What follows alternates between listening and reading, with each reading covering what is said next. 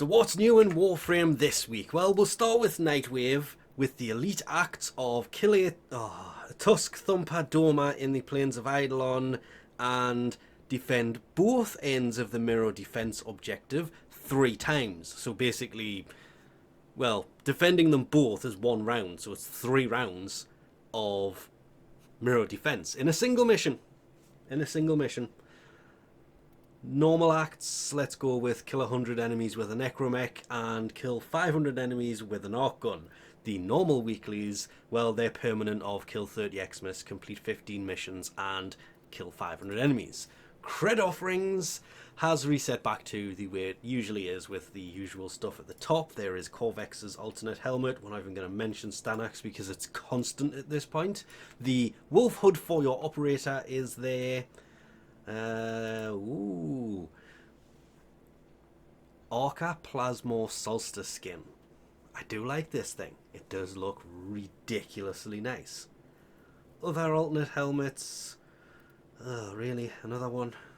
I'm not seeing the one I'm looking for, but the Atmos Solstice skin blueprint is here. Another really nice skin. The Solstice skins in general just look really nice. There is the key to enter Nahal's Obelite to get a hold of the parts for the Vitrica sword by taking out Nahal. You will of course need the actual Obelite itself. There is Aura-wise Steel Charge, 60% melee damage. Holster Amp. I hate this one because it used to be kind of holster speed, but it's not. It's gains 60% weapon damage for 3 seconds on changing weapons. Rifle Scavenger, Shotgun Scavenger, and Deadeye, which is 52.5% sniper rifle damage. Augment wise, Deadly Maneuvers for Magnus. 400% headshot crit chance for your next 2 rounds on dodge.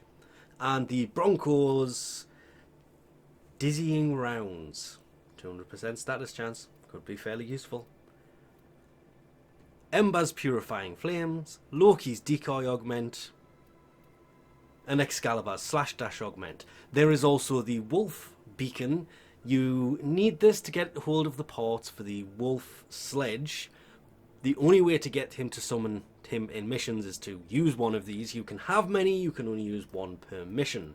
There is the Ceramic Dagger blueprint to build the actual Ceramic Dagger. The Pangolin Sword. I want to turn around and say the Ceramic Dagger is better, but in all honesty, Pangolin Sword may just grasp that one ever so slightly.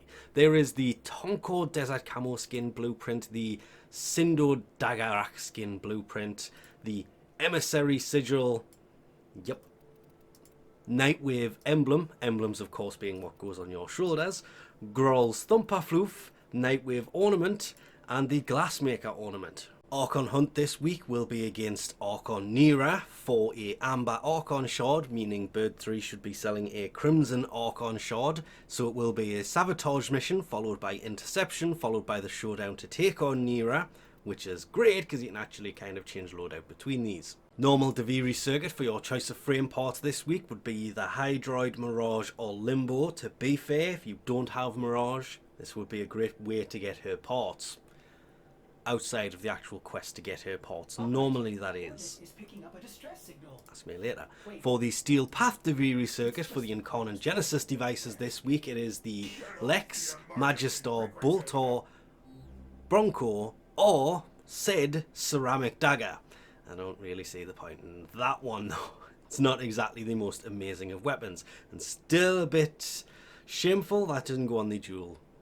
The dual one would have been so much better. If you have all of these, you can of course go for a Rifle Riven mod, a Pistol Riven mod, or a Melee Riven mod, or 20,000 Kuva.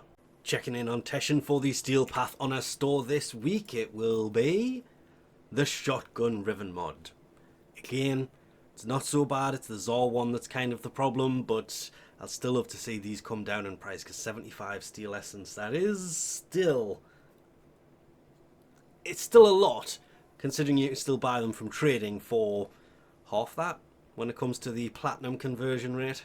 And lastly, checking in on Necraloid for this week's Deep Archimedia missions, it will be Disruption, where all Guzzlers or Xmas and allies within 4 meters of slain or enemies will have reduced movement speed and parkour speed. Then, Mirror Defense, where... Ooh. Mirror Defense, so both sides take damage over time.